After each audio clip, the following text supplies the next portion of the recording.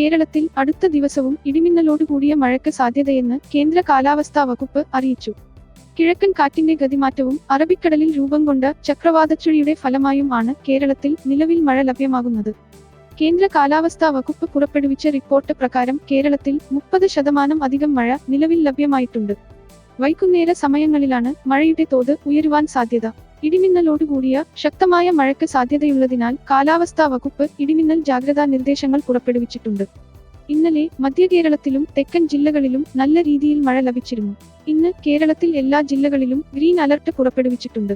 നാളെ തിരുവനന്തപുരം, കൊല്ലം, ആലപ്പുഴ ജില്ലകൾ ഒഴിച്ചുള്ള ജില്ലകളിലും മറ്റന്നാൾ തിരുവനന്തപുരം, കൊല്ലം, പത്തനംതിട്ട, ആലപ്പുഴ, കോട്ടയം ജില്ലകൾ ഒഴിച്ചും മഴ നല്ല രീതിയിൽ ലഭ്യമാകും.